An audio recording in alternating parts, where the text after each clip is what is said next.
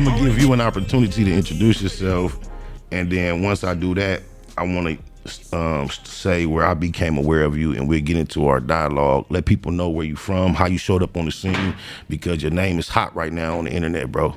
Yeah, my name's China Mac. I'm from New York. You know what I'm saying? I live out here now on the West, but Salute. you know, I'm a New Yorker. You feel me? And I came on the scene.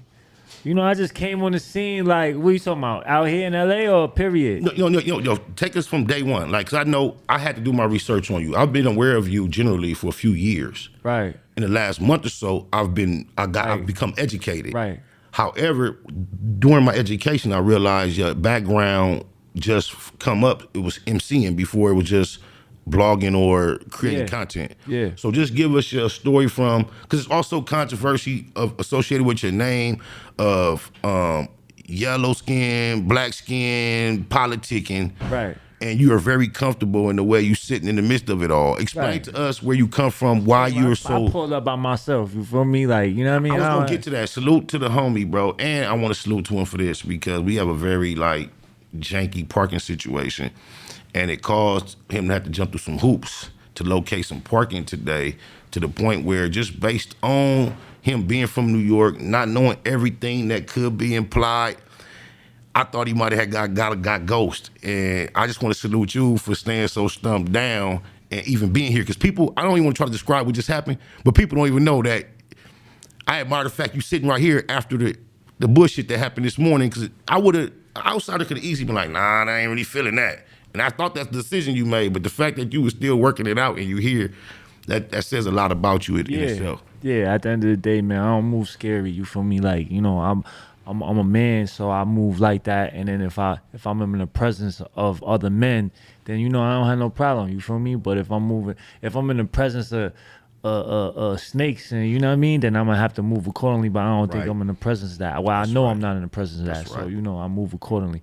But my name's China Mac. I'm from New York, like I said, and I first like came into the scene. You know the internet scene. You know when I first came home from jail. You know what I mean? What year was that? That was 2016. 2016. 7 years. Yeah, some shit like that. How long you did? I did 10, a good 10. Well, you did a real stretch. You know what I mean? Salute. I did it. And I'm not celebrating that, but salute. In total, I probably did like up to 20. You know what I mean? I ain't count everything, but you know, there was a good time from like 12 years old. I wasn't home for more than 1 year till I was 30 something. You feel me? Like, you know, so when the system caught me, it caught you. It caught me, and it really like, it was hard for me to shake it. You feel me? It was like a drug addict. Like, you know what I'm saying? Like, that's why I never been addicted to drugs, but I could relate because it was hard for me to shake that. You feel me? That's deep. And so yeah, I did my time. I came home, and I didn't know anything about the internet. You feel me? I like, cause when I came home, it was the Nextel phones. Like, so I didn't know about the internet, but I was reading about it, and you know what I mean? I was trying to read up as much as I could, every magazine, every book. You know, when you in jail, you just try to get privy to everything, you feel me? So I was reading about everything and just trying to get educated on the internet. But you know, you can't get educated by reading a book. You gotta be out in it, there, you feel seeing me? it, So when I was in maximum state prisons all the way up to like my last like, I don't know, 5 months. Okay. You know what I mean? But then I got in trouble, and then I spent the last like month in a maximum prison. I went home from there. But when I was locked up, right before I was going home, my boy Chi Ali, you must know that name, right? Yeah. Chi Ali, he was mixtape at the age of 14. Right. Chi Ali, he was locked up with me. Chi Ali was part of the he was part of damn, what do they call it? Not digging in the crate. No, not digging before that. Like Tribe Called Quest, Lord Jamal, all of them, Queen Latifah, like that whole that era, era, but it was like a little group of it was like a movement of them. I think I know the name you're thinking of too, but it's on the tip of my tongue. Yeah, Native tongues. Yeah, he was a part of the native tongue movement. He was the youngest person of the native tongue movement, and you know he got in trouble and stuff. So when I was on Rikers Island, I was locked up with him in the Beacon. You know what I mean? And then when we went upstate, I was with him too. You know what I mean? So we spent a lot of time together. And then I seen him go home, and I was talking to him, and I called him one day, and he's like, "Yo, you know, I'm in the studio with Jadakiss. I'm about to do a song with him." I'm like, "Yo," I said, "Yo, bro, I'm about to come home next month, bro. I got like about $1,500. This shit smell like shit. I got this shit booth right now. I'm taking this home with me. Like, what's up? See if you could give me a feature, bro. You know what I mean? I got this selling, you know, doing my thing in the yard. You know what I mean? Saving up. So when I come home, I have a little chicken so I could, like, you know, invest in my own career. You know what I'm saying? Right. So he was like, "Yo, just come home. I'm gonna take care of that for you." So boom, I came home, and then the second day he had a video shoot with Jadakiss. I was on parole. This was like 10 o'clock at night. I'm like, man, I know that was a lit. Oh, you was on parole. I was on parole, lit, but I went anyway. I'm like, that was lit. I went, and then I met him. You know what I mean? Jadakiss shook his hand. Boom. He was like, "Yo, I heard a lot about you." I was like, "Yo, bro, I got this bread right here. Smell like doo-doo, bro." Like, you know what I'm saying? Like, and you know, he ain't take it, but he said he told me to give it to his assistant. Assistant took it. Did, for real? The assistant I can't believe he ain't turned that into a bar. He probably have somewhere, but go ahead. Right, he probably did. But So then, you know, that was my introduction to the industry, because I was like, I'm gonna come home, so I'm gonna do this rap stuff. But then I seen Chi do an interview on Vlad. So I hit Chi up like, "Yo, let me get on Vlad. Let me try to get on Vlad, bro. Like, I got a story too. You feel me?" That's right. So I was like, "Yo," he was like, "Yeah, but he kind of picky on." I was like, "Listen, man, the gin situation. Tell him that. I'm sure he'll want to talk about that." So boom. He took it, and then I did that. Right now, let me stop and shout out Chi Ali for keeping it a Google with his partner and turning him on the plugs. People be so much of a hater and blocking, but the way you saying, you just was humble saying, "Hey man, turn me on," and he turned you on, man. Turn me on. Man, that's honor. Chi Ali, much love. Go ahead. Shout out to Chi, man. Yeah. You know what I mean? And then I did the Vlad, and then I turned me up. Like, it got me an introduction to the internet. You know what I'm saying? That's People started knowing who I was. But I didn't get a grasp of the internet yet. I really didn't know how to use YouTube or Instagram. Like, it was still foreign to me. But I started making music, and then I started, like, just for a whole year, I didn't release any music. I was just trying to learn the landscape of this new world. You feel me? You landed the Jada feature? I landed it, but I didn't put it out. You didn't put it out. You know what I'm saying? I landed a Dave East feature, Young and May feature. That was going to be my next question. In the regards like a Jadakiss, is that the highest or the only high profile artist you had worked with? Or I was going to ask you, is it a roll call list? It was them. It was like okay. It was Corey Guns, a few other people, but it was basically like the New York underground scene. Just you being out there on your Grizzy. It's just me being out there, my story being out there, being, you know, tapped in with what I was tapped in with. You feel me? And then before I was about to release my album. And still, it was like I have 5,000 followers on Instagram. You feel me? And then I was about to release this album. I started making the music. I started dropping these freestyles, and these freestyles was going kind of viral. And I was doing it like, you know, on Drake 0 to 100 beat. I was doing it on like you know, other beats like Biggie beats, like, and they started going viral. You know what I'm saying? So then I was about to drop my album. 3 days before I dropped my album, I got arrested. You know what I mean? I got arrested, and they because I came out with a song called Bucker Cop. Right? I came out with a song called Bucker Cop because Not in the police state. So listen, I seen what was happening to Eric Garner. I seen what was happening to all the people that was, you know what I'm saying? And I seen one particular situation that I saw was Freddie Gray. Rest in peace, Freddie Gray, Eric Garner. Right, in Baltimore. So I seen that, and I was like, man, he was a young kid. That pissed me off. Like, I was like, man, I went on my Instagram. Like, I'm trying to go to Baltimore. Do I have any people from Baltimore, whatever? And one of the bros, you know what I mean? He hit me up. I didn't know him. Right. He like, pull up to Baltimore. I said, I'm going in my car right now. You serious? He said, pull up right now. It's going up right now out here.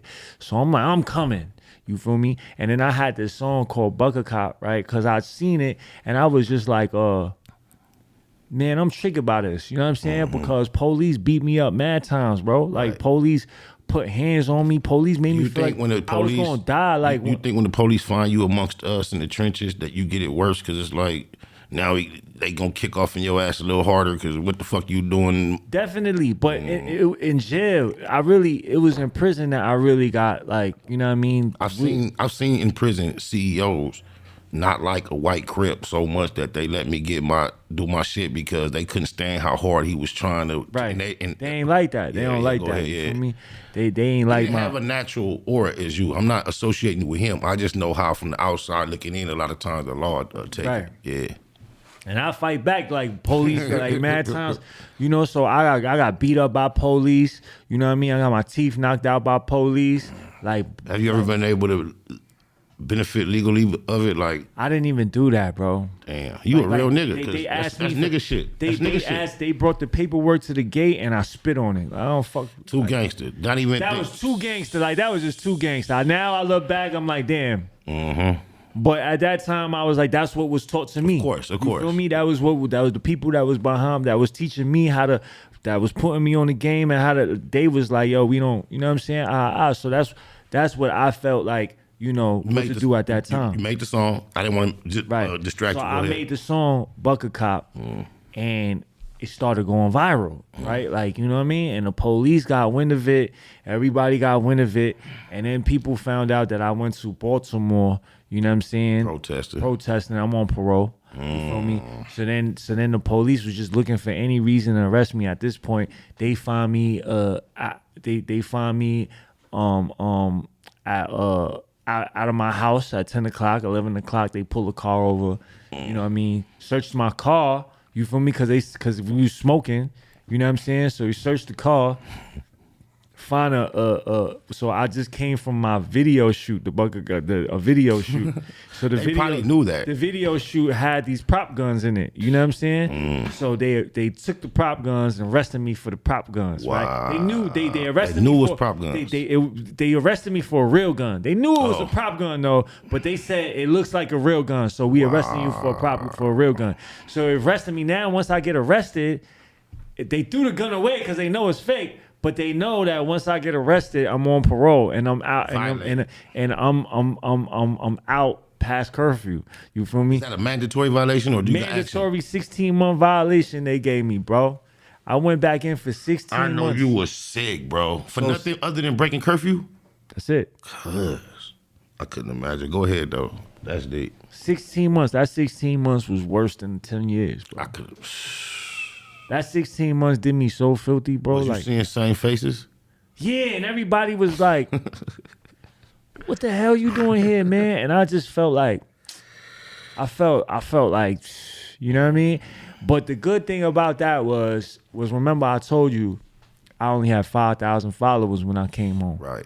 So everything was moving so fast when I was home that I really didn't get a chance to really take a step back and really like develop a game plan for this internet stuff. You know what I mean? So I was just like, I still didn't understand YouTube. I was still posting like weird stuff. Like I'll post a picture of my hamburger. Like, oh, look what I'm eating today. You know what I'm saying? Like that was the trend at one point. Yeah, right? like dumb stuff, right? Like, but I really didn't understand the internet. You know what I'm saying? But when that 16 months, I had time to really say like, okay, I had a year of like looking at, you know, the landscape. You know what I'm saying? So then I was like, I had 16 months to put my game plan together. With internet access?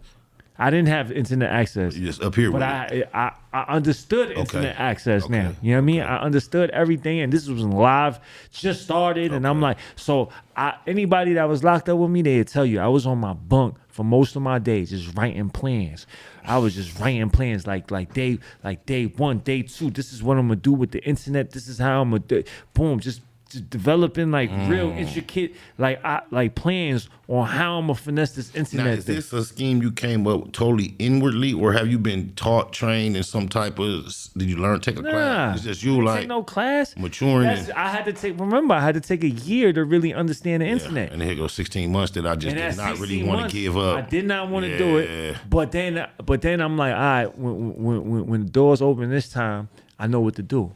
You know what I'm saying? So the doors open, and when I came home, that 5,000 turned into 10,000 within a week. That 10,000 turned into 50,000 the next week. That 50,000 turned into 100. Like I was running it up. You know what I'm saying? Like I was just running it up, and then I started my YouTube. I started running it up. Like, you know what I mean? And from that point, off of what type of content? What was your go-to? What was you doing? Was you doing freestyles? It was music. Yeah, it was free. It was solely music. But then on YouTube, but I just started talking too. So it was music. But when I was locked up, I was like, all right, it can't just be music, because just the music, like nowadays, like they need more. You know what I'm saying? You need to have a presence on the internet. Unless you just got unless you just got a sound that's relevant for the now. But my sound wasn't relevant for now. Now, if I came out in G-Unit days, then it'd be different. But my sound wasn't relevant at that time. I didn't have that young movement. You know what I'm saying? So I was like, all right, I have to diversify. I have to broaden my shit and like make myself more of a personality. You know what I'm saying? So I wrote down everything, and I'm just saying, all right, this is what I'm gonna do. Boom, Anthony Bourdain. I want to do food. I want to do this. I'm gonna start talking. You know what I'm saying? So I just started getting on the internet and on my Instagram, and I was just talking. Like, China Mac, you're obviously Chinese, but Mac, you ever did some pimping? Like, where did the name come from? Out of nowhere question, my bad. Nah, it's good. Nah, I never did no pimping. You know what I'm saying? But the Mac came from when I was locked up in 2002. I was on C9. I was on C95 on Rikers Island. I landed me in the house 11 Lower. 11 Lower was all ran by a Mac Baller house. There was a new gang called the Mac Baller Brims, right? And was brand new. They was like a couple months in, like maybe a year in or something, but they was brand new. They probably had like 40 people on the roster. And on Rikers Island, 20 of them was in that house because they was pulling everybody in that house. And they landed me in that house. Just you know what I mean? I pulled up, and then one of the people that I was locked up with in juvie before, he was Mac now. So as soon as I pulled up, he like, yo, pull up, it's lit. So he remember like when I was in juvie shit, I was used to get the bag. You know what I'm saying? Like even at a young age, I used to have shorties come bring me the bag. In juvie, I was doing that. That's right. So he was like, oh, it's lit. Like I know my boy smoked. So as soon as I pulled up, you know what I'm saying? I had a shorty pull up, boom, brought me the bag. You know what I'm saying? So like, boom. Now the Mac Ballers, they was like focused on, you know, at that point, they was focused on everybody get money. You know what I'm saying? And there's like a fraction of people that get money, and there's a fraction of people that get busy. You know what I'm saying? You better not be no Crip coming up in that thing. I You heard better not about be. it. You better, yeah. They was on it. They was on it. You know what I'm saying? They were, yeah. And so when I pulled up, they was like, oh, he Mac material, bro. Like, we need to get him to be Mac. You know what I'm saying? And then I was fighting already. Like, you know what I'm saying? I was like, everybody knew I wasn't no punk. You know what I'm saying? Right. At all. So then when I pulled up, everybody was trying to get me to be Mac Baller. You know what I'm saying? All of them. But I was like, nah, I ain't gonna do that. You know what I'm saying? Because at the end of the day, I just felt like that wasn't really, that's not me. You feel me? Like now, if I grew up around it, and I grew up in New York, I never felt like Blood and Crip was our thing. I never felt like welcome that. to Factz Ova Feelinz podcast. Because for a West Coast person to say that, it would sound like I'm making attacks. But we know those that are aware 30 and up know what the cultures were prior to what it is now. But go ahead, you can keep breaking that down. Yeah, because, like I told you, I was in the system since 8 years old. So when I was in the system, there wasn't no Bloods and Crips. Like, you know what I'm saying? And when it started coming about, everybody that I was around and all the people that was like, you know what I mean? Like that I was getting game from or whatever, we all agreed. I shared the outlook of, that's not really a New York thing. You feel me?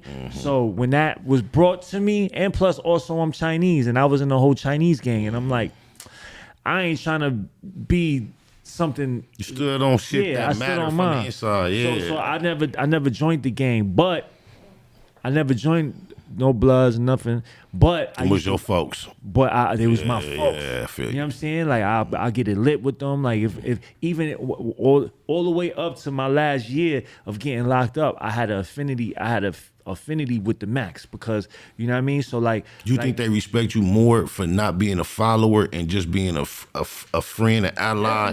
Definitely, because I do it neutral. But people don't realize on the opposite side of courage often is something to celebrate. It's so fearful a lot of times. You don't realize that typically it's not as bad as you thought it was. But go ahead. Right. Yeah. I just didn't really. You know what I mean? So I was like, nah, I don't want to lean on no gang, bro. Like, I'm going to just do this by myself. You know what I'm saying?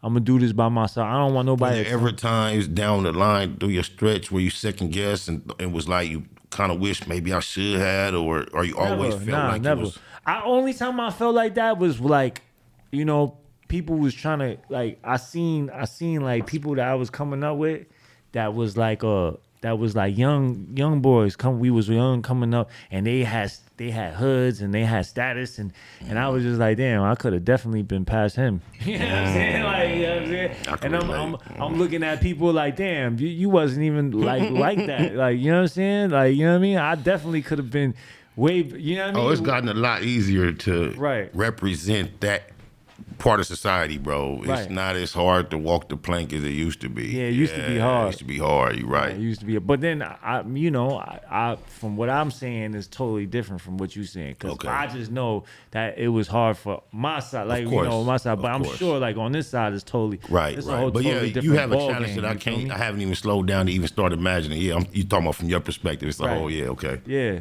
So, but I never did that. But then the name came because everybody was trying to get me to be Mac Baller, and then they was like, "Yo, that's the Mac. That's the Mac. That's China Mac." Okay. So now, throughout my whole years in jail, I never took that name. But the Macs used to just call me, right? Because I was in Auburn Correctional Facility on one of my last 2 years. I was in Auburn Correctional Facility. You feel me? And I used to work on the depot, and that's when people like on transfer, like when you coming from one jail to the other, you'll come through Auburn you'll come through Auburn Depot to stay there for a night or two. You getting their drawers, and I come through, I pull up, I give you food or whatever, I give you your toothbrush or whatever. Okay. So when people was coming through, all the Macs, I make sure they good. You know what I'm saying? Yo, I don't even have to know them. Oh, you Mac? Here, boom, take this. And then I make sure all the Macs give me stuff, and then I bring it to them, give it to them. Like, I make sure they was good. So everybody used to call me like China Mac. That's China Mac. But then my name was GK through the whole prison stint. You know what I'm saying? And it was short for Genghis Khan. Okay. You know what does that mean? We got to keep it going. Genghis Khan is a Mongolian, like, he from Mongolia. He's, a lot of Chinese come from that lineage. You know what I'm saying? They overtook, they overtook a lot, probably the biggest land, the most vast land up to now. You know what I'm saying? So he started from Mongolia, but he reached all the way to the Muslim lands and all that. You know what I'm saying? Okay. So, the Mongols, you know what I'm saying? So I used to read all the history books and stuff. So I was like, oh, that's a fire name. So I just took that and was using that as my rap name. But then when I was coming home, GK was the name that I had when I caught my case. So I was like, man, I want to reinvent myself. Like, I don't want to come back home the same person that, you know what I mean? So I want to give myself a little sauce. So then I was like, yo, China Mac is a crazy name though, bro. Like, honestly, that name ring. You know what I'm saying? Like, right. You know what I mean? So I was like, China Mac. It sounds gang affiliate though. Yeah. So China Mac, I was like, I'm gonna run with that. You feel me? So then boom, I came home and the first thing I came out with was China Mac, and everybody just calling me China Mac. And that's how my name came about. You feel me? That's crazy. And now China Mac is a household name in our communities and our culture. A household name is crazy. Yeah, for establishing that. Anybody that tap into what we tap in on the daily, they are fully aware of who China Mac is, man. I got a question for you, totally off the subject, to switch up gears a little bit. Is the fight on or not? Shout out to the homie Neighborhood Nina from the 9. One of your most controversial recent waves came from, you called out the homie to keep it a Google. This is what caused me to start educating myself on who you were. Right. Because first seeing it because of who you was with, I ain't like it. Right. So then the homie responded how he responded. I could tell. I reacted to it. You see, I didn't really get on you because I could tell your perspective was not of what we assumed it was initially. Then I heard the homie come back and respond, and he was kind of passionate, and he was going low blows, low hanging fruit, and I knew he was not what it appeared to be against a certain group of people. Right. He was just emotionally reacting, trying to say the first thing off his mind, right, yeah. Be funny, and he said what that was. I applaud you for not taking it personal. Nah. I just want to know, now I don't even want to get into that because y'all worked it out like men as far as the part that looked like it was messy. Right. Is there going to be an event, man? That's what I want. I wanted to, you know what I'm saying? Like, you know, just to be clear, like that whole situation with Bosco, and I didn't mean to call him out like that. You feel me? But I saw what you said, and I was a little besides myself. You feel me? Let me tell you something as far as something in perspective. I respect the way it panned out and what it actually is. And we fair and it's all love. But the danger in how that played out, because who you with. Could have been. Yeah, it could have been. Niggas can friendly accept the hey, and come on, and then because of my connection with me and Nina Boy, we grown men, we public figures, we threw it all away. But the culture of what we go back to and everybody we represent ain't nothing fair. Not even amongst us. Right. It's very hard to get a fair issue. So even if you are righteously as you were in your position, I'm not trying to be disrespectful. I'm just trying to engage it because what I saw, it could go wrong. It could go crazy. It could go crazy. No, I get that. I was a little. I shouldn't have said what I said with Bosco. You feel me? Like I was kind of like just feeding off the energy. I was drinking a little bit, I wasn't drinking like to the point where I wasn't in control of what I was saying, because I was in total control of what I was. Just a little hype. You feel me? I feel you. But your demeanor had no malice. It was you could see how happy you was. It was like internet stuff. Like, you know what I'm saying? Like, oh, boom, he might call you out. Oh shit, if he called me out, I seen that last one. Like, you know what I'm saying? It was just fun and games. Like, I was just trying to be funny a little bit. You feel me? Yeah, and I believe those are your intentions. But the way it happened right now, I think it would have came off a lot different. But the way it came off, there was just a few colorful words, right? And it just made it colorful. sound. Yeah, I was too colorful. I was, you know what I'm saying? And I ain't mean to put Nina in that position. You feel me? I'm gonna tell you all this too, because I see the energy promoting the fight die down after the few weeks and a month. And now that I met China Mac in person, it's not a fair fight. Y'all, it shouldn't happen. Cuz gonna fight you with his heart. We see he not a boxer. You have a pre-knowledge of a performance, and it's off balance. It's off balance, man. I'm gonna advise him to just go the other way and leave that alone. Listen, at the end of the day, bro, like I honestly, man, like I ain't even try to, like, you know, I was just doing internet stuff, you know what I'm saying? And I know how y'all saw it was like, damn, you know, he out here, you know, being messy, and he not even from his town. Aggressive and bold. Like, right, yeah.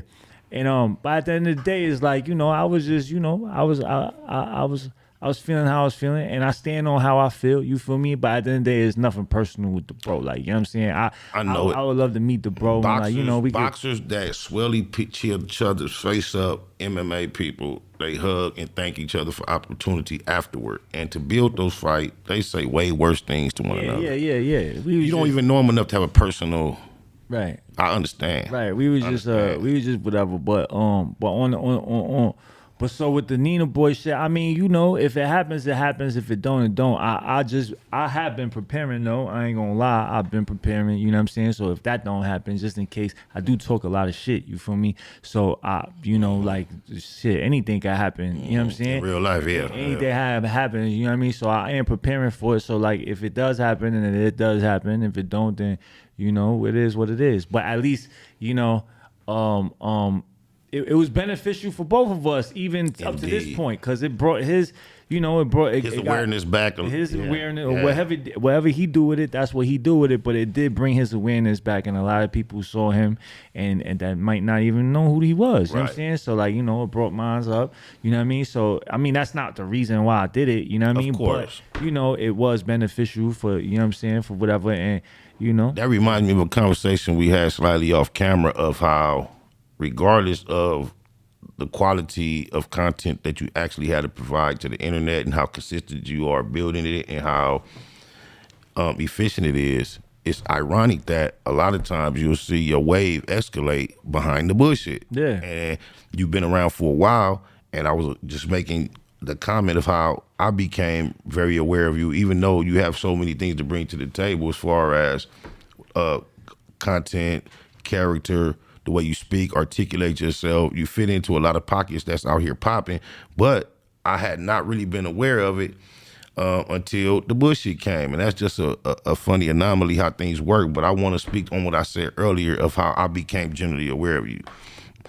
I'm just saying, just from having my eyes on the internet, I knew your name existed. I probably couldn't explain why. I knew you was there. I didn't know why until you and AD bumped heads. So shout out to AD, shout out to Suicide, shout out to the whole Lantanas, rest in peace, Flow. And so, you know, I kind of like saw that go in and out. Whatever happened. But what I found ironic was that the issue was over food content created. And my perspective from when I watched it, I'm like, damn, these niggas having a spiff about the originality or something of that nature about a show that has to do with food. And the whole time I sent you an episode before we got here today, I had a similar series going on. And I was wondering, like, damn, why they spiffing over that? They both might be on my idea. So I was thinking about that on my way here, y'all. So what I did was I went and looked for my oldest episode to see how old it was. And it was like 3 years. I'm like, oh, yeah. So I forwarded it to him, like, how long you been doing this type shit? He sent me an episode. He had me about a year, but he told me that wasn't even his oldest one. So you got me on that one. Great minds do think alike. Right. But my awareness heightened of you from that situation, and the respect level, what I could admire was the fact that when it did come physical, not that I'm supporting or celebrating that men have to throw blows, but it happens. And the fact that you would be perceived as an outsider, that you initiated the physical part. Right. Though the homie didn't act like he had no problem with it or nothing, but he didn't take it there till you took it there, right. And y'all handled it like men apparently off camera, didn't exploit it. I can salute that. Then again with the homie Nina, that shit happened, and then recently more controversy, Math Hoffa. And what I can say, and I just want to give you a slight bit of an applause, throughout all these controversies, it's constantly a race issue keep getting thrown up. Right. And you represent yourself quite well when there's not two of you. It's only you.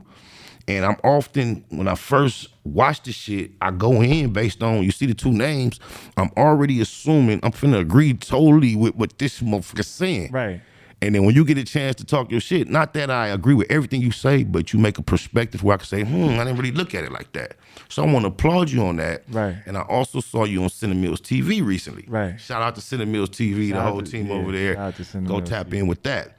And the host that was questioning you also interviewed me, and he asked you a question on the subject matter. And I think we got the link. Can we play it? I'll pull it up. Let's see. Look, I tried to do it smooth as fucking. You I ain't that a bitch. But do I got to pause or wait? Yeah. Give me 2 minutes. All right. I need a little breath breather. No, but continue though. Oh, that's what I'm saying, on the same subject matter? Yeah. All right, he gonna pull it up, but well, I guess I could kind of describe it, and then when he pull it up, that'll just add context. And the subject matter was about culture, and he asked me initially was hip hop black culture, and my response was to give examples of other things that we're familiar with that weren't hip hop that we generally perceive as culturally to a certain people, and I think martial arts is one of them. And I'm not sure which actual Asian race is responsible, but I just basically made that example. Like when you think of Kung Fu or things of that nature, you think of Asians. And then I think I gave another example, and I kind of felt like, and the host has been thinking since I gave that was like a checkmate answer. We've been pretty proud of that one for quite some time. So it was like a somewhat slick way when he brought it up to you, because I pretty much assumed that he assumed that you were going to just have a checkmated response. And in a sense of debate, I can really respect your response. And I would like you to just expound and articulate on that interaction. I thought we was going to have heard it as an audience by now, and then we could go into it naturally. But we still within the 2 minutes that it's going to take for us to actually hear it. But I mean, it would have been a checkmate response if I didn't already have, like, I had years of this, like, you know what I'm saying? Like, I've been dealing with this for years, for a long time. I'm not the normal Chinese guy. I'm not the normal Asian guy. And I'm not saying there's a lot of Asian people out there that been through the hood, whatever, right? But I think just my experience, you feel me, with what I've been through and my stand on the black culture, you know what I'm saying? Like, I totally like adopted that culture like it was mine. Like, so I know it in and out. And I've been having this fight. I've been having this debate for a long time. You feel me? And so when that was brought up to me, I knew exactly what to say. You know what I'm saying? Because in my mind, culture is not skin complexion. Like, culture doesn't, like, culture, like, skin complexion might play a part in your culture, but it really doesn't play a big part in your culture. You know what I'm saying? Because, like, you know, like right now we're speaking American, bro. Like, right. You know what I'm saying? We're speaking, that's not our culture. Like, right. If our skin complexion, me and you, with everything, we're not supposed to be speaking the same language. Correct. You know what I'm saying? So we're all here. Yeah, but America is a melting pot when it comes to cultures. Even because if we go outside of America, but I don't give a fuck. I don't give a fuck who's offended by what I say.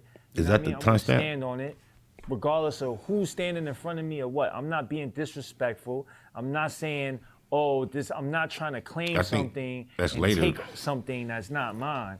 But you already asked the question. I'm also not going to allow anybody to take anything from me, right, and strip me of anything. That's a response to the question, or anything like that. When I have upheld this culture with all of my with everything, and I'm just not going to happen. I'm not the one.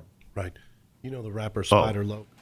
Yeah. So we had the pleasure of interviewing him, and we asked him, "What is hip hop a black art?" And here's what he had to say. You know, music transcends color lines, man. I mean, but is rap really a black art, or can Latinos, can Asians, can Is salsa a Latin art? Is square dancing a country American folk white art? Is Kung Fu an Asian art? When you go study Kung Fu, no matter how American you are, you give all respect and homage to the creators, the originators. And all the successful white rappers have attempted to do so because they're fully aware of their reality. Whether they promote it or accentuate it, it'd probably be counterproductive, but even for the black superstars, it is white consumers that establish and substantiate that success. So if you have to cross over and appeal to white America to be considered a superstar, doesn't take a rocket scientist to figure out if we can give them somebody they can accept that looks like them, it'll even go bigger. I mean, here you have Elvis. You got Little Richard, and you got Elvis. Right. You got Eminem, you got Crooked Eye. No, I feel you on that, Loc. Can you imagine Crooked Eye and Eminem in a room by themselves? No beats on, with the cameras. Let's go. You throwing a word out, then I throw a word out. And let's see what they gonna do with the word. What do you think of what Spider Loc said, China Mac, regarding hip hop being a black art, just as Kung Fu is an Asian art? What are your thoughts on that? I mean, I could see it, but I could see his point. But if you look at it, it's like Kung Fu was started where? In Asia. China, right? China, for sure. Okay. And when Kung Fu was started in China, who were the main people? The Asian, the Chinese. Right. Yeah. There wasn't no. I mean, maybe there might be some, but there wasn't no white people there. There wasn't no black people there. There wasn't no Latin people there, right? Salsa. Where was salsa started? In Latin America. Right. And then what was the majority of the people over there? Latinos, right? Yep. Okay. Hip hop was started in the Bronx. There's all types of people in the Bronx. You know what I mean? Like. So if anything, a New York person could say, well, that's a New York thing. You know what I'm saying? So yes, I understand what he's saying, and I'm not trying to refute it, but there's also some variables that we need to take a look at. You feel me? Because, it wasn't like hip hop was started in Africa. You know what I mean? Where it was just all Africans, all black people. It was started in the Bronx, a melting pot. You said there was 5 different variants to hip hop. That's MCing, beatboxing, graffiti, breakdancing, and the fashion, the lifestyle. Right. So you have all of those things, and to my knowledge, right? Not to my knowledge, I know for a fact when hip hop started in New York City, there was Puerto Ricans there. There was Dominicans there. There were Asian people there. There were all types of people there. So, I mean, I understand. Ramon, I understand that, I'm not as old as hip hop, but I'm old enough to be slightly aware of the history, the way the general public takes it. And I know why it's shocking for us to hear about these because the debate goes beyond you right now about the origins of hip hop and the influence of other cultures. You see it's bigger on the internet. Shout out to Tyreek Nasheed. That's the homie. I seen you had a, Yeah, it's the debate is up. So when you came with that, I thought it was a setup question when I heard it, and then I was anxiously waiting to respond. And when you articulated yourself, I appreciated it because I hadn't thought it through to that extent. And I am aware that there are alternative perspectives as to how you expressed it didn't start in Africa. And then it was something we grabbed, and then now we doing it over here, and now it's others. And although we are the originators in the sense as we popularized it, we are he just played something to let you know he was a Bronx native that I wasn't quite familiar with, that you guys were both familiar with. No one would call that anything other than black music. And for the general public, when we reach back, that's all we can find is black people. And you got to also realize, we don't have to realize, I would like for you to realize as well that we have a history of being creative and not credited. Mm-hmm. And so there's a defense in we trying to hold on to something.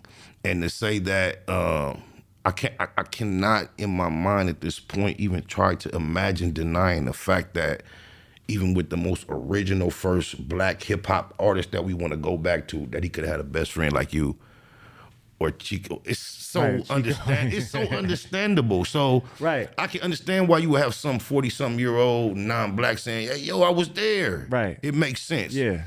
And I think there's a balance between. There's truth in both. Yeah, I do. You know what I'm saying? There's truth in both. And look, listen, man. Like I 100% understand. Like I know all the stories how Elvis Presley, what he did, and all these people was jacking all the styles that the black people was coming up with, and then just taking it on their own and just making, you know what I mean? I understand that, but that's not what I'm doing. You know what I mean? That's not me. At you all. feel me? Like, you know what I'm saying? Like, I'm not. I invited him here. He Right. he didn't ask for the opportunity. And this is a natural process of me becoming familiar with his character after me being aware of the controversy with the homie. I dived in. And because of the way you present yourself, I was interested in doing this because I could tell that's not you. Right. I've had you speak about the system quite a bit, and then I could recall just based on talking to you. Shout out to Danny Dantana. I can't remember his last name, but I had an Asian partner with my celly, my next door cell from San Diego, and I used to hit. I used to go on the family visits, and I used to be on. And whether he had the money or not, when I smoke, you smoke.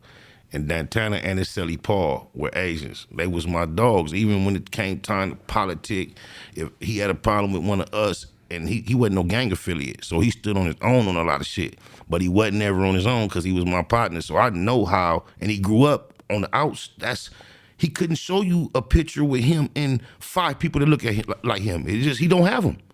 All his pictures is with us. It wasn't because he chose to say, hey, it was the circumstances he was thrown into, and that's how he was raised. And I know how to look at someone of that stature and understand and accept it. However, the public and a lot of times don't. A lot of people haven't been exposed to that. Right. A lot of people gonna look at you, just look at you. If they Yeah. don't hear your voice, they don't see your presence, they just look at a picture of you. But even in the pictures, I can kind of see it come through. But the average person can't, bro. Right. I feel you. And I don't take it personal. You know what I'm saying? Because the black people have been through a lot, bro. Like, you know what I'm saying? Like, I can't be mad at y'all for wanting to be protected. What is y'all's? Because y'all have everything taken from y'all. Like, you know what I'm saying? Like, it's just. What I pick up from you is the sense of blackness is less of trying to get what seems to be is good out of it and more of the oppressed of. I'm with the oppressed, bro. That's what I take. I'm with the oppressed, bro. Like, you know what I'm saying? Take that. I listen. When I a lot of people don't know this, but when I was how old was I? I was 12. I was 12 years old. I got knowledge of self. Like, I was studying NOI lessons. You feel me? I've Like, heard you that's say that in interviews. Yeah, I'm reading the Final Call when I was 12, 13 years old. You feel me? Like I had, like, you know. My only understanding is that of that type of speech and religion is through Cam is one of my OGs, West Coast Cam with a K, and he's Islam. And then I from the internet I hear different speeches a lot from Farrakhan and all that. And from my perspective, outside of the Arabic appearing people, Islam is basically in America a black thing. You being 12 years old and studying it and being all the way in there, where did you find yourself? Do they show you Told me yourself? I was black. I was like, what? That's why you are black from the inside. Right. So much. They said, man, you black. I said, what are you talking about, bro? You know the science is so deep amongst what you're saying today because they say if you take a baby eagle, and raise it with baby chickens, He's gonna it'll be never a fly. chicken. It'll never fly. It'll never fly. It'll just hop around forever. Right. Yeah.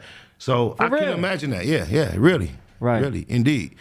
On my mama. So I can imagine that. It's so often, and I don't want to bring anybody else's name up and vouch for anything about them that I don't know, but I can also pick up the same thing from a Milk 7-4. So far, when you look at him, looks like he's so far from out of what it is. When he speaks, he don't try hard enough to make it seem like he is. So it even seems less like it might be authentic. But when you hear his testimony, you hear his story, you see the photographs he can provide, the timeline, it happens. It happens more than just with you and him.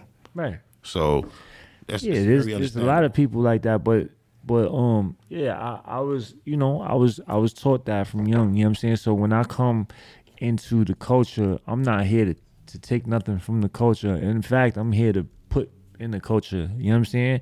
Whatever I take from the culture, I took from it already, you know what I'm saying? So from your people that actually share your origin, have you had any conflict based on the fact that you're so comfortable being on our side of life and just All the time. You talking about Asian people? Yeah, Asian people, yeah. Yeah, all the time, bro. I'm the position I'm in is like a very like I'm right in the middle, bro. Like, you know what I'm saying? And a middle is always the worst place to be. You feel me? Like, it's when you stepping in the room, there's a war going on, and you in the middle, bro. You like, come on, that's not the place. You don't be in the middle, bro. You know what I'm saying? Right. Whenever I was Can't taught, imagine. whenever I was taught, Pick a you go, side. yeah, you gotta go, Yeah. go by the wall. Don't be in the middle. So my ass is right in the middle. You feel me? And it's not something that I decided to do. You know what I mean? I didn't decide to walk in the middle. It just happens to be where I was positioned. You know what I'm saying? Now look, when I first came home, I had nothing but black supporters. Like, all of my supporters was black. You feel me? Like, Asian people wasn't really jacking me. I had a whole missing tooth. Like, they like the pretty, like, you know what I mean? They like that type of vibe. You know what I'm saying? Like, Calvin Klein poster. yeah. They on some K-pop stuff. You feel me? So like, they wasn't jacking me. You know what I mean? But the black people accepted me. Like, nah, I fuck with him. Like, you know what I'm saying? Boom, boom. That changed once I started speaking up for my people. You know what I'm saying? And I didn't speak up for my people because I saw an opportunity for me to like go viral or something like that. I spoke for my people the same way I would speak for my people if I'm on a prison yard and I see, even though these Asian people don't even talk to me, they don't even, you know what I'm saying? But I see people What was punking the them. issue that caused you to have to speak on behalf of your people? Just like the first thing that I saw was a 89-year-old woman got burnt. She got like set on fire in Brooklyn. You feel me? Like some kids. Allegedly by some blacks. No, Oh. it wasn't even by black people. okay. It was by, I think it was like some white kids. Oh, okay. You know what I'm saying? It just happened to But her. it just so happened to them. You know what I'm saying? And then I spoke up. You know what I mean? But when I spoke up, there was also a lot of attacks going on too. It was like just random like people being, a lot of black people, videos, like just, you know, just people that's bugged out, homeless Right, people, whatever it might be. right. And then just punching an old lady in the Disrespecting face. people, yeah. You know what I mean? Just robbing old men, like, you know what I mean? Stuff like that. And I started speaking up about it. But my speaking up was like, yo, man, like, we got to start standing up for ourselves. You know what I'm saying? And when I say that, I wasn't trying to say, oh, let's go against any particular people, but the only way we get respect in this country is if we stand up. Sometimes we might be wrong, some whatever, but fuck it. Like, you know what I'm saying? We have to speak up. We can't be, you know, it's all right. You know what I mean? I'm just going to walk. No, you can't do that, because the more you do that, the more it's going to happen. You know what I'm saying? And that's what I was saying. And a lot of black people took that as, man, fuck him, because they felt like I was like directly trying to come at. Separate. Yeah, but I wasn't trying to do that. I was That's just you trying. being in the middle again. Right. And when you look at you, only one can imagine there's going to be some passion in your heart for Asian people. Right. Yeah. I'm so, Asian. That's like you. Yeah. That's like you in China and there's a couple black people getting Right. beat up and shit. Like, how could you Right. not speak up for them? Right. Even though Right. I you could know, have lived in China for 20 years. even Married if they're your African. sister. Let's say you're an American black person, right? You're an American black person. You don't have any, like, you know what I mean? Like, you don't, your culture is totally different than Africans, right? So let's say you got people straight from Africa, but you don't talk to them like that. They don't talk to you like that or whatever, right? But y'all all in China or Russia, wherever, right? They don't even look at you like, they don't think you black enough. They don't think you African. They don't think you got the same morals and And that principles as exists. them, Yes. right?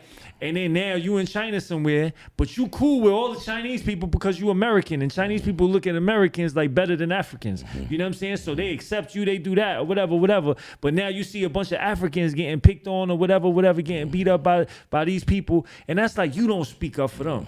When two men attacked. Yeah, police say the men even set her shirt on fire. CBS 2's Natalie Duddridge has more from Bensonhurst. Surveillance video shows two unidentified men with their heads and faces covered walking near 16th Avenue and 77th Street, not far from the spot where police say an 89-year-old woman was slapped on the face and almost set on fire. It happened just before 7 p.m. July 14th. Officers say these two men lit her shirt with a match or a lighter and then ran off. We spoke to a neighbor who witnessed the assault. I just saw these two kids push her for nothing. She was looking in the garden. No reason at all. I mean, she didn't do nothing.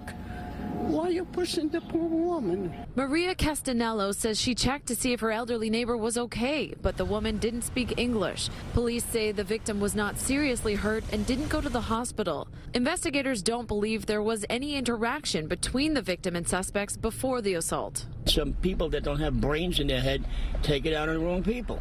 I don't know why anyone would ever do that. I feel so bad for her. I hope she's okay. Police say those two suspects were last seen walking here along 16th Avenue. So far, officers have no motive for this attack. In Bensonhurst, Brooklyn, Natalie Duddridge, CBS 2 News. Man, God bless that 89-year-old woman heart, man. You know what I hate the worst when these type of things occur? When you find out who did it and they're not crazy and on stupid high off drugs, or they have no excuse. When it's a regular thinking person that decided to make those type of decisions, I don't get it. Yeah, man.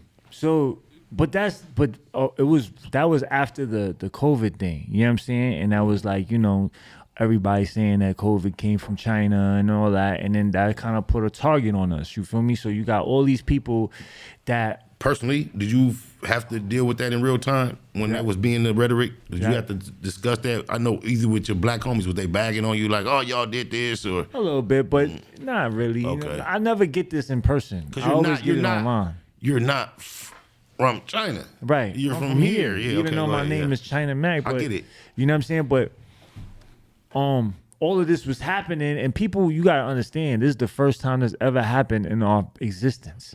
Like the world just shuts down. You know what I'm saying? We gotta be in our house for a year or whatever. You know what I'm saying? People's going crazy. You feel me?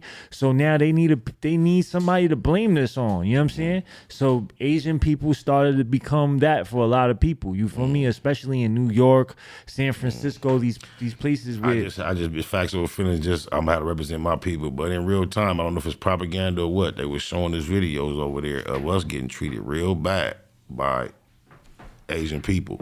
Right. So I just want to throw that in, but keep going. No, yeah, I see that. You know what I'm saying? I got it. I definitely see that. You know what I mean? But here's the thing. I've met like people, black people in China, and when I speak to them, even when I'm go online and they come on my live, I'm like, yo, what's up? Y'all good out there? We good. Like, you know what I'm saying? They might give us looks. It's like anything else. They take a piece of something. Yeah, they might give us looks. They might, you know what I mean? Sometimes, but it's really the older people. But the young people, we admire black people. You know what I'm saying? The strength that they have and So that's what they saying. And black people is not saying that they going through that. So, but what I'm saying is there's a push. You know, that had like if you got to understand where all this stuff come from all of a sudden. Like now, all of a sudden, black people and Asian people have all the beef in the world. Right. And it's like, why is this all of a sudden this push going on? Well, like, I'm gonna tell you something in L.A. How long have you been living here? Yeah. It's not new. Natasha Hollins, right? Yeah. That whole situation. That's what I was finna go back to. Yeah, He on this shit. Yeah. Because I'm young enough to where that's my introduction to the conflict. Right. And of course, she was 100% wrong for that. But you can't. And she was. But you can't say she did it because she was black. Yeah. No. I think she was on her suspicion wise in the beginning because she was black. Right. But everything else after that had nothing to do with what race she was. After she took that ass whooping, I don't think she really knew what she was doing. She got her ass whooped by that one hand. And little mama whooped her. I think she was enraged. However, the law doesn't provide for you to do that while somebody's walking behind. Right. And because of the plight of us in America, it don't matter with all that said and done. When she was able to walk, that's fucked up. She had a black lawyer, Charles Lloyd. Soon John Doe, fuck you. No, but check it out. She was found guilty. The judge let her walk. Wow. She was found guilty of second. That's fucked up. You feel me? She shouldn't have did it like that, and that's wrong 100%. You know what I mean? But also, like we also have to.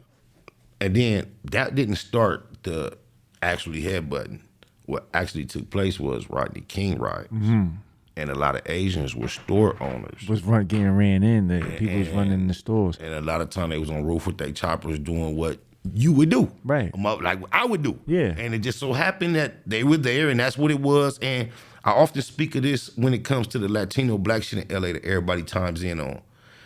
Even though it's clashing and it looks like black versus brown, it's us versus them, but it's not a lot of times, and I'm not speaking for everybody. I know people know there are hatred that involved, but a lot of times it's just like, if I walked out this motherfucking building today and you and your cousin or your brother walked out of the building tomorrow, and I walked out with my brother and we bumped into each other's store, and it's a conflict, I'm gonna be with who I'm with. And that just goes out bigger and bigger and bigger. I don't hate you. My other partner I just left is from your country. Yesterday, we was playing video games all day.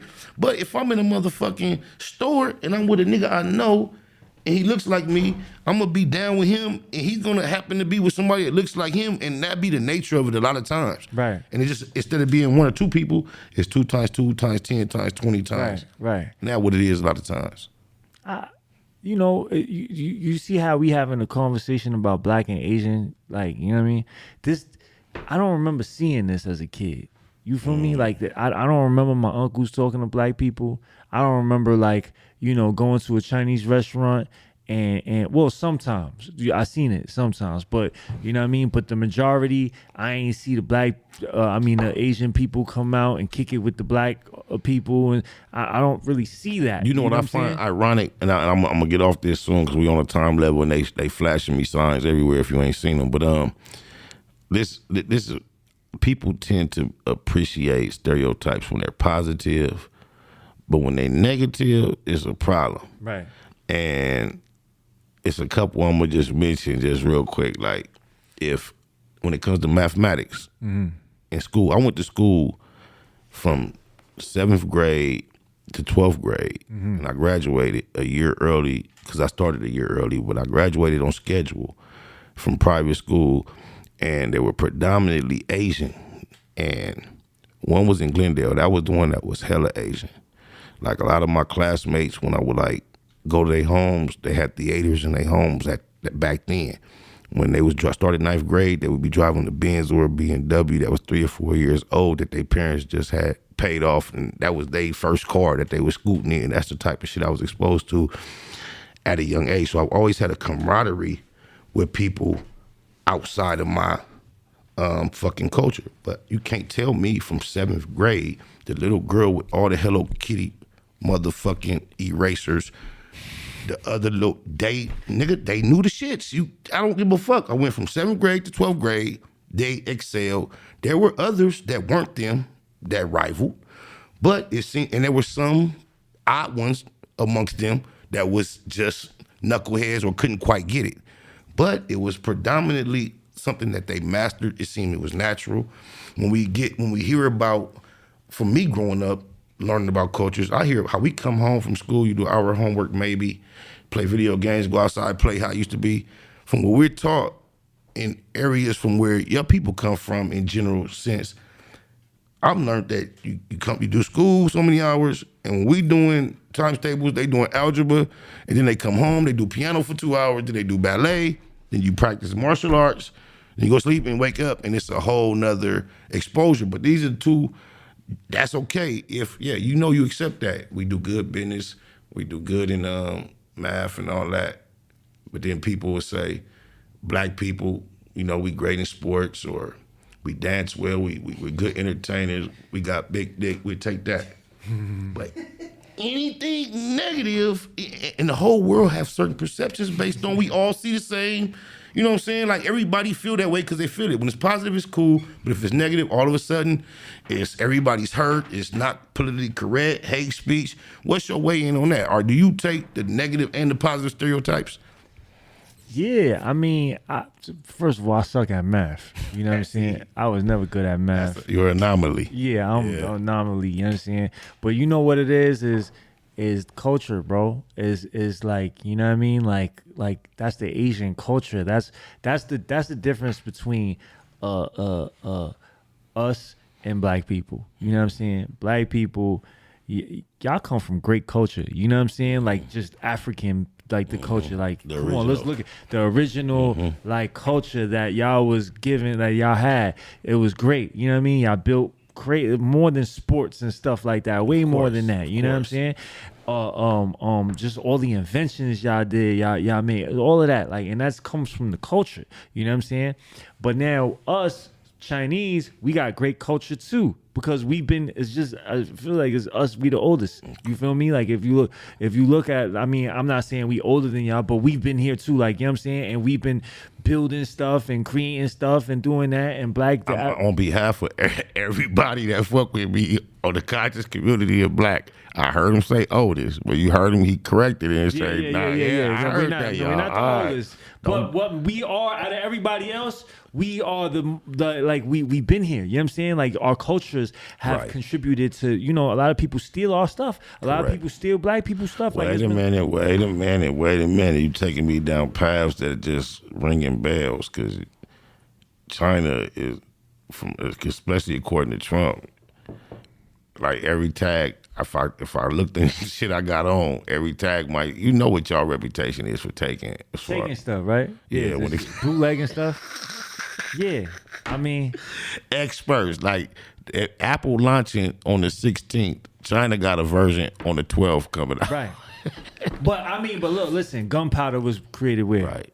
You know what I'm saying? I don't know. China. Oh, it was. You feel me? Okay. There's a lot of inventions that came from China, because we, like, if you just look at just how old the culture is, it's older than European cultures and anybody else. And if you look at African cultures, that is older than everybody else. You know what I'm saying? So if you just, now I'm not saying our culture is older, but you could look through the history, is like we've been like the black culture, the African culture, and the Asian culture. I mean, there's a word Asiatic that black people used to throw around in hip hop back all the time in the God body age. That yeah. I never knew the correlation, but there is a black Asian connection that does sound somewhat original. You look Asian, bro. I ain't gonna lie. I'm looking at you. That's what I'm saying. Because you know what, you mentioned Young Ma. You mentioned Young Ma. Y'all resemble. Right. And I know she has some type of like island or something in her. Right. However, she's black, right? Right. But y'all have a kindred look. Right. I was so thinking what I'm saying, like you know what I mean. So it's like, so what I'm saying is, not to deviate from what I'm saying, but we've been here, you know what I'm saying, and like what we've contributed to this place is like we've been here, like we've some been of the good. most spiritual people too known to the face of the earth as far as thoughts and tradition. When did you hear Africa and China like having a war? Issues. Well, you know, please don't take me down these roads, because I'm aware of a lot of things when it comes to colonization and shit right now, and the way China is moving into Africa. I don't even want to go down the road. I want to lighten the conversation up a little bit. Let's lighten the conversation up a little bit. But I do understand what you're saying with that, right? I do understand what you're saying with that. But still, this is that's like you see what you're going to be. You're going to be conflicted from this position. As Chinese as you are, you're not Chinese. You're black, right? So I can't. You have a desire within you for the whole world to feel this harmony that you've been able to blend, and your natural experience since 5, 6, 7 years old. I don't know how far I go back. Caused that, and you want to be able to step on the platform and get these people I love, and these people I love to feel that what you've experienced through all your struggles, and you had to stand firm and all that, and you know how hard it is going to be to get the majority of the people that you want to realize that with you. They're not going to. They're not going to, bro. A lot of people ain't going to. I understand. I hear you. I feel you. I don't have to hear you. I feel you. I understand you. And I just understand, even within my own plight with trying to express something positive to the masses, I got to keep reminding myself, it's not even about, as much as numbers is the thing you want to do the most, you want to gather a following, you have to also realize the most potent good shit is not going to be the most popular in the long run, typically. Right. Nah, fact. Yeah, and that's why, like you said, sometimes you gotta give them the bullshit. You know what I'm saying? To understand, because like if I would have never did the bullshit, if that bullshit never happened, you wouldn't have, you know what I mean? Really did a dig on really looked at my stuff. Like if you ain't see the Nina Boy situation, or if you ain't see the Math Hoffa situation, then you would have you wouldn't have looked at the, you know what I'm saying? On my mama production and waved the Math Hoffa sign at me about 6 times in the last 10 minutes. I'm glad you said that. That will give me I saw it too. That's why I did that. Shit. Perfect. Shout out to Math. Just in the sense, expert opinion. Great show. Great show. Great show. Great guest. Great for the Culture. The culture, man. I mean, it shot well. It's creative. The barbershop, the whole shit. Yeah. Math Hoffa is a legend in my book because I'm a battle rap connoisseur. Mm-hmm. I'm a smack peer before URL DVDs. I got an episode, all that. So just like how you got a blended interest. I got a blended interest when it comes to East West New York hip hop and all that. So, and I'm kind of like a somewhat of the end of the original part of Smack. I got to be a part of that part of the shit. So I've watched it all develop.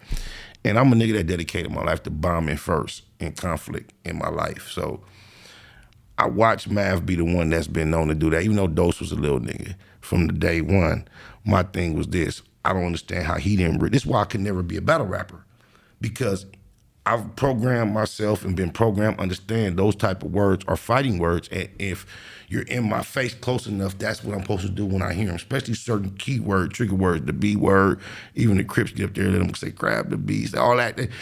It's just how it goes. So what I never understood about Mav, though, is that he signed up to go for this and he would get off. Right. I'm gonna get off nigga, but I'm like, and just because it's violence, when you first see it, you're like, oh, he did that. But as I started appreciating the culture and seeing what it was, and by the time he did Serious Jones, it was like, damn, though, that's why I don't sign up to get on these stages, because this is inevitable for me. But why would you sign up and then go through that? So it's kind of hard to appreciate somebody that swung first and then somebody that swung first in that environment. It's not the same thing. So it's bully energy, bro. I can't. But and it's crazy because you know you ain't what? Gotta say it, but I'm gonna say it. No. I'm not finna take. Bro, Math Hoffa is like AKA the bully of. That's a known thing. Yeah, he's had. Yeah, so that's why I'm just saying this preface to get you to this. Bam, woo. He known for that bully. Woo. And typically when you look through the public through the years, outside of battle rap, inside of battle rap, you don't see too many people challenging that energy. Math Hoffa has basically held that spot as that type of nigga until Disaster, shout out to the Disaster, challenged it, and we saw something that whoop-de-wop. Then since then, he shot to success, bam, and we only bring him up to this right now is because recently you also went viral having a back and forth with him. Mm-hmm. And I'm gonna keep it a Google. And I'm looking at the headlines, and I'm seeing this about snitching or speaking on that. I'm already, in that sense, you got me. I'm like, okay, it makes sense. I don't really know all the Taxstone, Toy App shit. I just know I seen the video and I vaguely know what happened. I wasn't really familiar with Taxstone, but because of you, now I'm more familiar with the whole shit. I done looked into it more. But I kind of respected your perspective on why you thought that should not be discussed. Where does that lay with you and Math now? Have y'all spoken it out? You still disagree with him? I seen y'all get very colorful in words, a lot of energy exchange. What's that all about? Yeah, I ain't got nothing personal against Math. You feel me? Like I said, I appreciate what he doing for the culture. You know what I'm saying? I think that he's doing a great job reinventing himself, and I applaud him for that. You know what I'm saying? And he's showing other people how to just like reinvent yourself and just, you know, take some stuff and then grow somewhere else. You know what I'm saying? So I definitely applaud him for that. But here's the thing. I know Math. Like, you know what I mean? It's not like somebody I don't know. You know what I'm saying? This is somebody that I met him. You know what I mean? Then I did his show. Yeah, you know what I'm saying? He asked me to come on the show. I went on the show. He agreed to do my show when I was at his show. Like, you know what I mean? So I shook his hand. You know what I mean? He agreed to do my show too. Just interject real quick. I'm gonna just take this cheap moment. Please don't lose your thought. Cause I just gonna insert myself because I had an interaction with Cuz. He don't know this, but because I'm a fan of battle rap, I'm gonna swing first nigga and all that. And he got bars, he got charisma, he got presence, he got all that. It's not like he be up there rapping no bullshit. I appreciate him for years. Then out of nowhere one day, he just, before he got, I don't think he had the fucking actual expert opinion, but he had started doing the new internet shit. He was making a present. For some reason, he just spoke my name out of nowhere, like, where that nigga spot a loc at? On some, like, kind of sarcastic shit. I ain't hear about that nigga in years, yo. Like, some shit, like, it was, like, out of nowhere. So, at the time, I was currently doing my thing on YouTube, low profile on a consistent basis. So I got wind of it, and I spoke the very next day, like, I'm right here, my nigga, whatever, woo, woo, woo. Subsequently, we ended up DMing on the phone, making very cordial conversation. It turned out I appreciated the way it worked. Oh, this Math Alpha, we cool. Woo. We had all that conversation, I swear to God, trying to mac on my mama, you know I'm not lying. But throughout the process, it wasn't the expert opinion yet. And so throughout the cordial conversation, once we got on the phone politicking like players, it was like, hey, yeah, man, we go live soon. We just chop it up and we'll do. And that was just like the general conversation that content creators have with each other anyway these days. If you have a platform that I'm aware of, I have one. When we finally meet and we have a conversation, we talk, it's generally a typical invitation. Hey, whenever we get a chance, if you want to, we'll collab. That's just how shit go. And that was a portion of the conversation. But what fucked me up was this, and Matthew never took the moment. I talked to him recently too, a couple of days ago via text. Since y'all had y'all shit, no beef, no negativity. But I was just curious at this. He did this move I never understood. We spoke, we was cool, and then like a day or two later, he went live again and said this to the world. Yeah, man, Spotted Oak. Shout out Spotted Oak, but I just want to know, man, why you be talking bad about 50 all the time? Yo, what up with that, son? I'm like, damn, we just spoke. And you didn't mention that at all. Yeah. But that's my personal personal experience. That's all. I would never do nothing like that. You feel me? But it's just like, you know what I mean? It's like, yeah, that was kind of. Holla at your boy, man. What was that about, man? Yeah, that's something I don't understand. You feel me? Like, and that's what I'm saying. Like, you know, I held him to a certain level. You feel me? Like I look at Mav, like, you know what I mean? Like you on your bullies, you know what I mean? You doing your, you know what I'm saying? Like so I held him to this, like, okay, we got a real one coming into, and I love when I see real ones get they. Man, y'all don't understand how hard it is to hate on this nigga, man. This me. I love to see a real one get his shot. Go ahead. To see a real one passionately get to they level up, cause it's like, okay, you know what I'm saying? Like yeah. I don't care if you Asian or not. I don't give a fuck if you white, black, brown. If you a real one, yes. Because there's not, so there's not, we aliens now. We not, you know what I mean? So when I saw him, I'm like, and he didn't like when I hit him back for the show, he didn't respond to me. He left me on scene. I wasn't even mad though. If you look at, he posted the tweet, like he posted the DM, and I said, bro, I see you doing your thing. Keep on doing your thing, bro. Like, you know what I'm saying? Like, it's all good. You know what I mean? I'll catch you on the top. So I didn't even take that as whatever, because, you know, sometimes people get busy, people whatever, they level up and shit be different. You know what I'm saying? So I ain't take it personal. You know, I took it like a player. You feel me? So now, talk your shit. But now, when I see him come on with Troy Ave, it hurt me. You know what I'm saying? It hurt me because I looked at him like a real one, and I didn't even take away that real one when he didn't respond to my DM. He's still a real one, okay? But like sometimes I don't respond to my DMs. Like I might talk to you and shit, and you might. So I understood that. So I didn't take that like, oh, he not real, he a bitch. Like, yeah, I didn't do that. You know what I'm saying? That's like some feminine shit. You feel me? I don't do that. But when I see him have Troy Ave on there, you know what I'm saying? No, I'm just saying because Adam, you know I don't do it. Go ahead. I'll go ahead. Do your shit. Talk your shit. Right. So when I seen him have Troy Ave on there, and he said something. He said we have mutual enemies or haters. He said we have mutual enemies or haters. Now, when you said that, you took yourself out from journalism. You know what I'm saying? You made it personal now. You know what I'm saying? So now when you did that and you said, you ain't got to say anything that's going to get you in trouble or anything. But what happened? Like, you know what I'm saying? But now, look, he ain't going to, like, you already know what he's going to say because he's been saying it, right? So now I'm not saying that you gave him the opportunity to say something that nobody knows, but you as a real one was supposed to be like, Now, he wasn't supposed to do nothing, but as a real one, we're supposed to be like, now I know we got a mutual hater, we got a mutual whatever. He was on the internet talking shit about me, but this is how real I am. We not even gonna talk about him. You know what I mean? So respectfully, let's leave that out the conversation. So the fact that he did not do that, did they then subsequently discuss things that could potentially sway the juror. Yeah, yeah. But anything about that can sway the juror because you have the person that they're not even fighting the same. It's not like they co-defendants. It's not like Tax shot him or they shot each other. They shot somebody. Somebody else got somebody down the next it was level. So it's not even like he's a part of the case, but what he says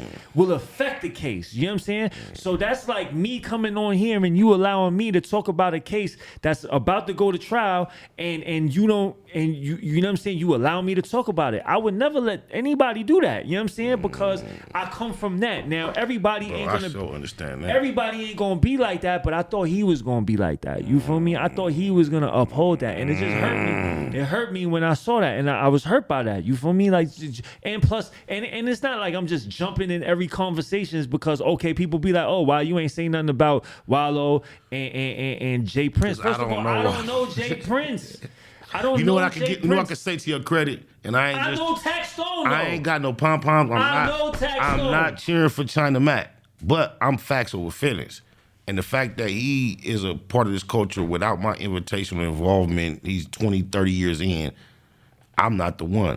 The thing about it is, if he was guilty of what they want to say you are, just poking your nose in business that doesn't mind you, you would have been outspoken on all them other subjects. Why wouldn't I? That would have got me more views and clicks. Exactly. And you know what? And you know what? And I know in private, me and you could talk about it, and you have an opinion. Right. You have a perspective. Yeah. And you still choose to be disciplined enough to pick and you chose to speak on people you personally know. I know Tax, bro. I know he's about to go on trial. Why would you do that? Like that's so not official, bro. Like that's not official. Whether you like him or not, let that man get a fair trial, bro. You know what? And all that said and done, you know who's in the most trickiest, stickiest place I don't ever want to be? If the story lays anywhere true to what is understood, Troy Ave. He got the raw end of a stick. If it went anything like that and he's up against litigation, it's deep. Yeah. Anybody else, I don't know the story, but you know, if you come, but the way it's played out, how he supposed to have got his. Bro, if you can claim that, and then you never know, and I don't want to like knock no, I'm just saying, but if it went like that, that's like, God damn, but the game is tricky. You know what I had a thought of too, though? Please bear with me.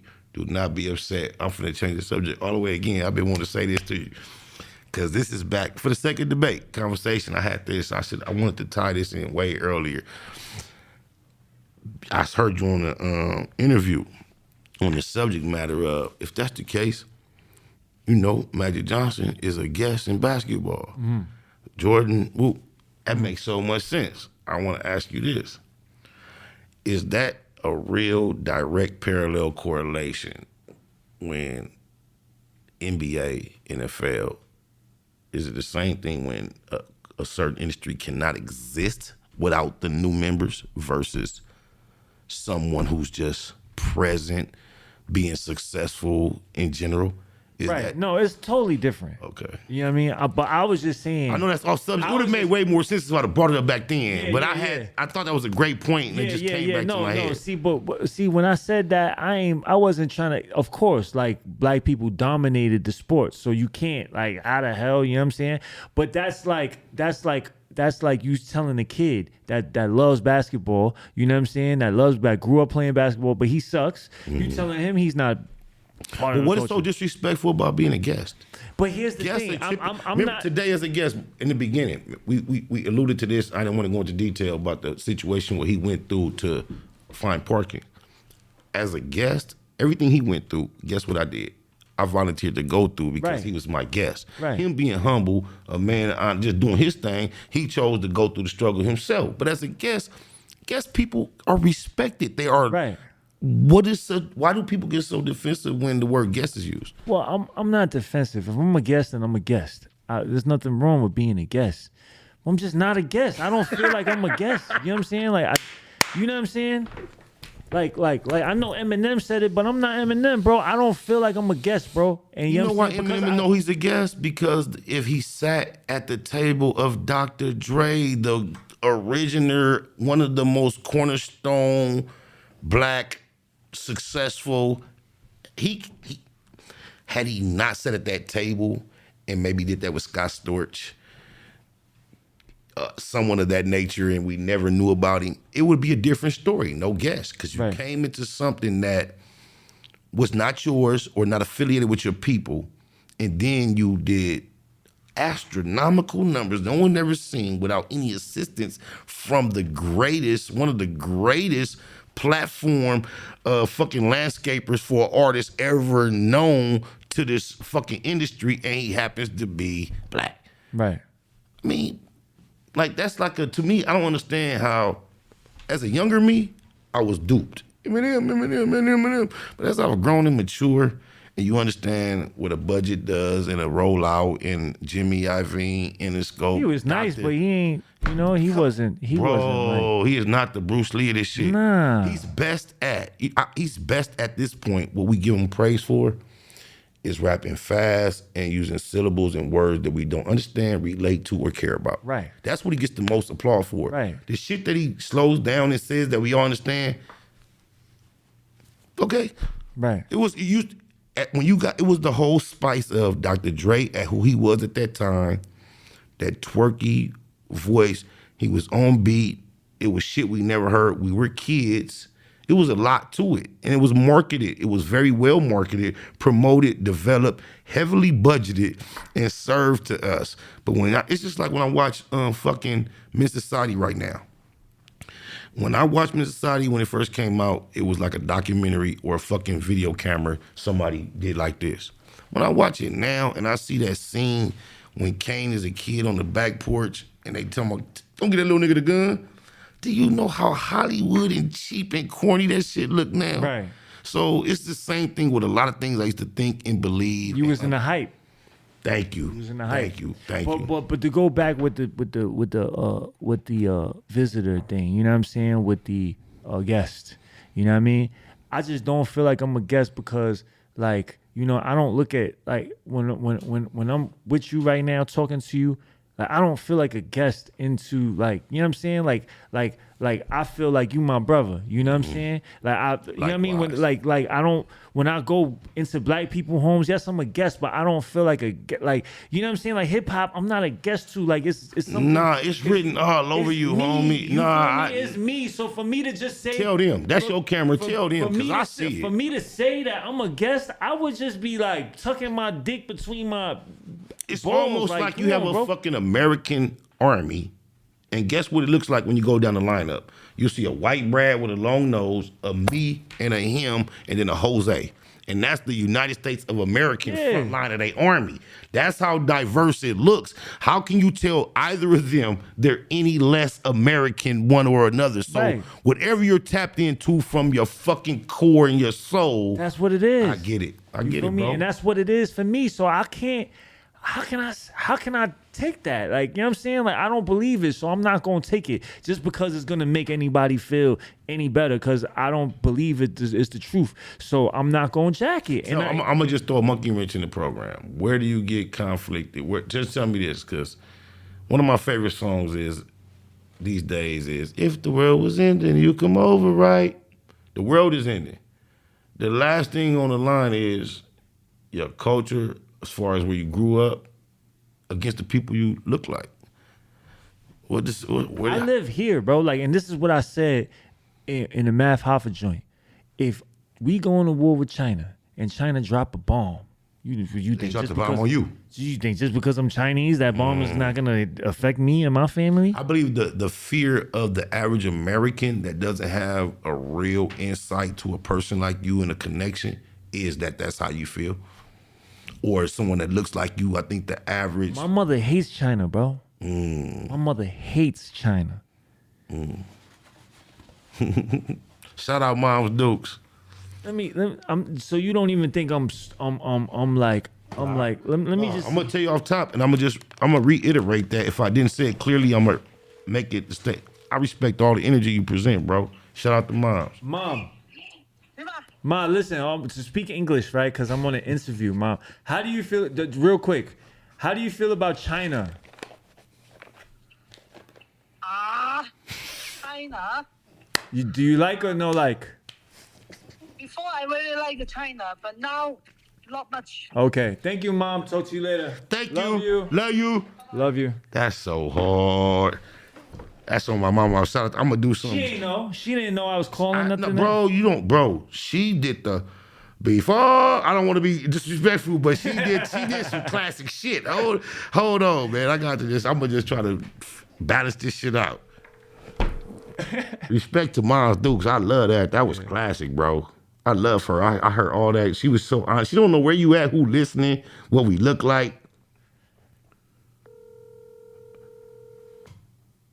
Damn. And why she called me back when I ain't.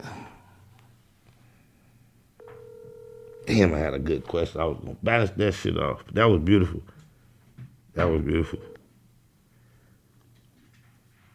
Please leave You don't know how many people gonna affectionately laugh when they hear that. That was hard. She said,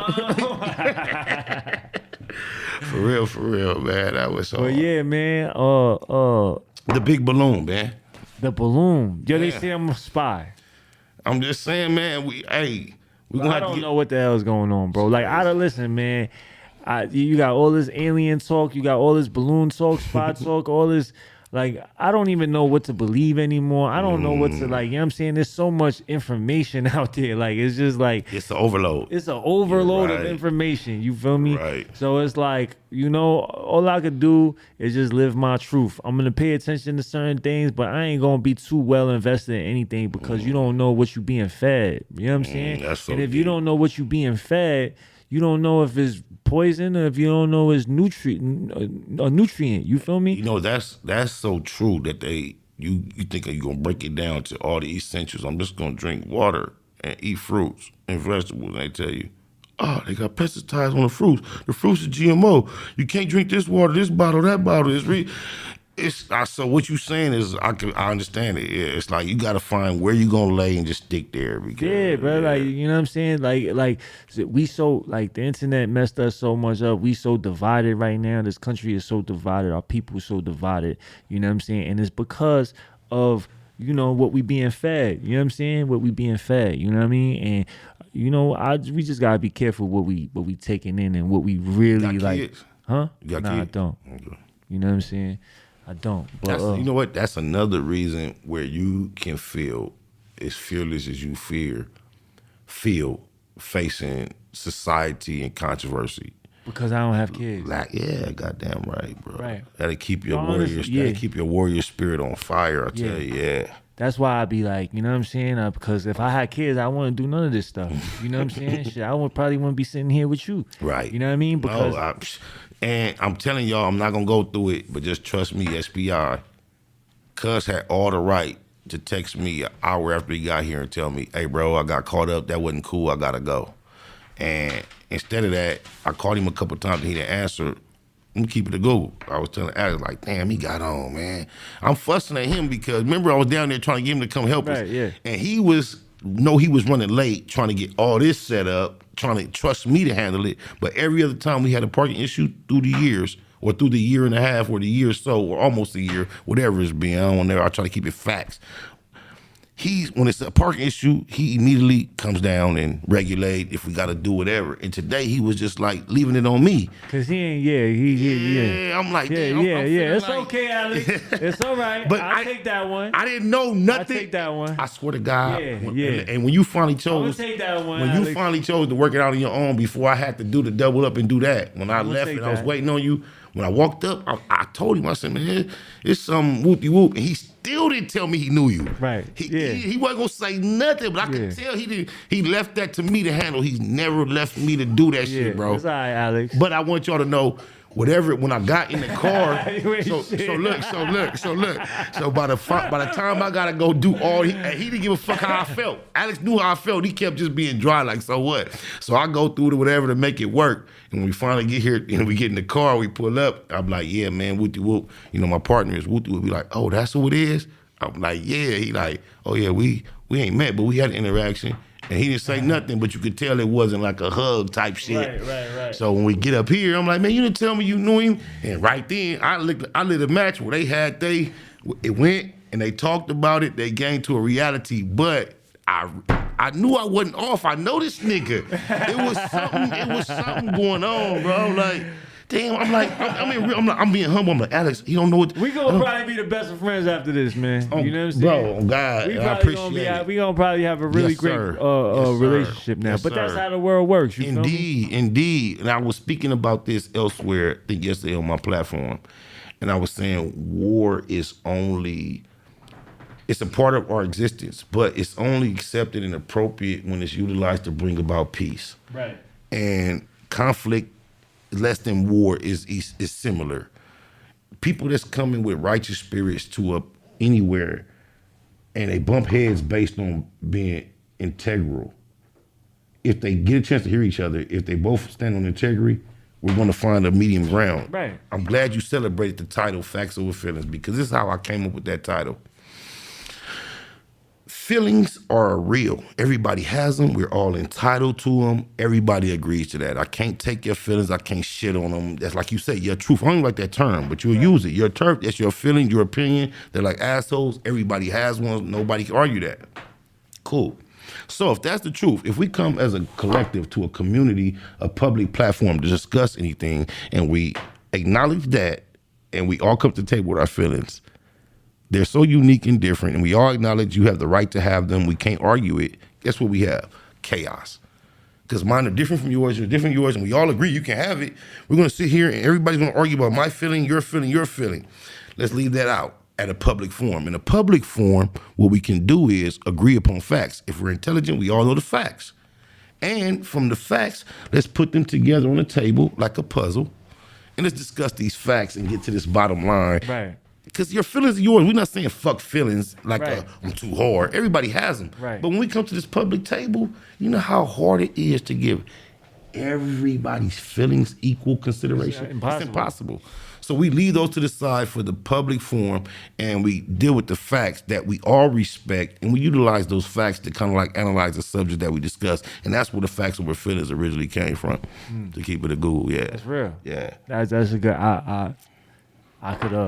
I appreciate that. Factz Ova Feelinz. That's good, because a lot of people need to deal with, because too much feelings, too emotional, and you can't get nothing done. Swear to God, bro, this dude came in my life recently because one of my homies and him had a public interaction, and my feelings was like, it's the homie. And then the fact is, it wasn't about that. There was really no disrespect intended, none of that. The homie didn't really take it personal. He reacted because everybody watching.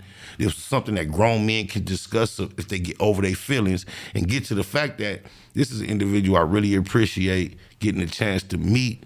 I now embrace, consider you a brother. Right. Once again, do that on record. Appreciate you. On my mama, you very sturdy.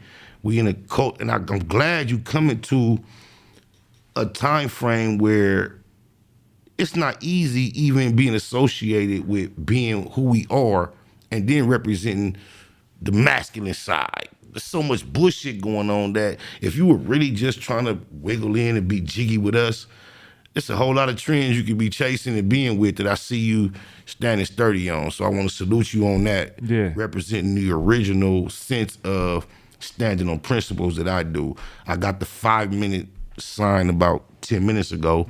So I want to give you the opportunity to tell them people where they can keep up with you, what you'll be up to next. And we're going to get up out of here soon.